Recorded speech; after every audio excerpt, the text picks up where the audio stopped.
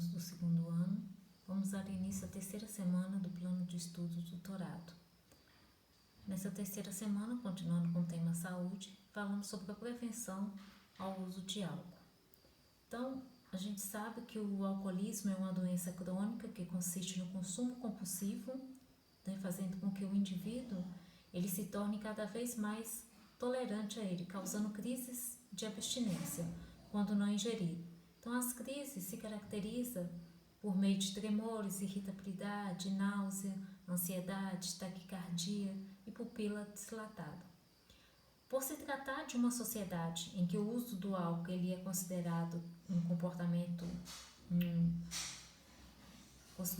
comportamento ilícito, ou seja, é algo que é permitido, e também pela falta de clareza entre o que é beber socialmente, o que é abuso e o que já caracteriza o vício, o acesso a essa substância relativamente é fácil, fazendo com que essa substância psicoativa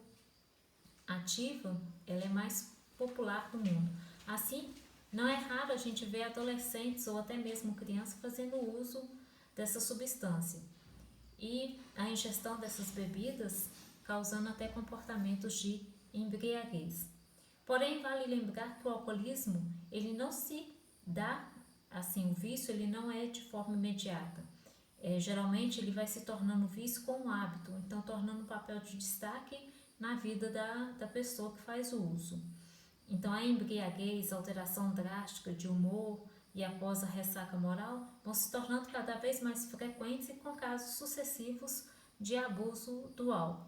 E em nosso país, infelizmente, aproximadamente 15% da população sofre desse mal, que pode causar a longo prazo doenças como câncer.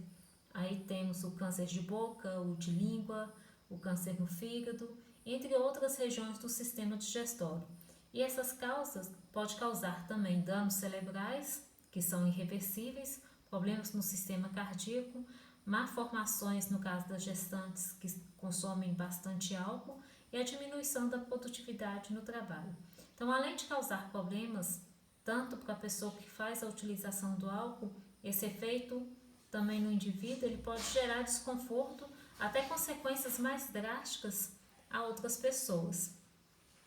Então, com base nesse texto, o que vocês ainda vão ler, vocês vão responder as atividades. Então, nessa segunda semana, realizamos atividades sobre o alto índice de acidente de trânsito e na terceira, refletindo sobre o consumo excessivo de álcool, principalmente na adolescência. Então, você vai ler esse pequeno trecho e a partir dessa leitura, você vai fazer um pequeno texto falando sobre o consumo do álcool entre jovens no Brasil.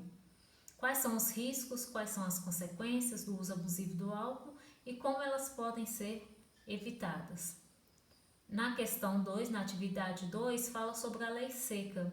Então, ela tem a finalidade no Brasil de proibir o consumo de álcool por motorista, visando diminuir a quantidade de acidentes no trânsito causado por motoristas alcoolizados. Então, com base nisso, você vai ler esse texto, esse trecho, ver quais são as consequências do álcool no sangue, a porcentagem de gramas por litro e quais são os sintomas.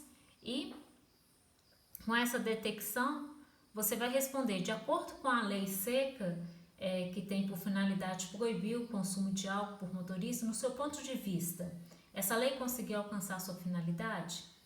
Por quê?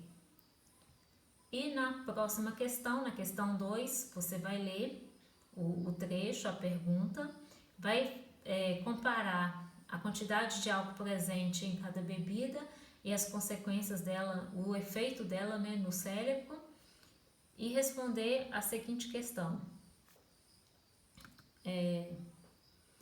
Você vai fazer um breve relato apresentando justificativas para que os jovens comecem a fazer uso precoce de bebida alcoólica. Vai apresentar propostas ou argumentos para evitar essa situação. Então, sabendo que a maioria dos jovens, dos adolescentes, de crianças, tem um consumo exagerado de álcool e com base no quadro abaixo, você vai apresentar uma proposta ou um argumento para evitar essa situação.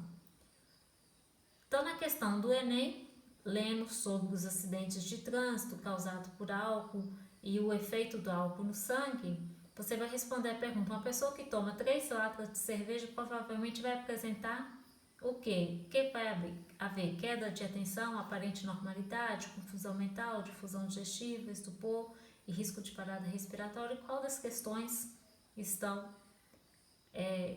vai corresponder quando uma pessoa toma 3 latas de cerveja? E na questão 2, de acordo com a lei seca, qual é o principal órgão responsável pela detoxificação? Aí você vai marcar uma das alternativas abaixo. Tenha bons estudos e qualquer dúvida, só nos procurar.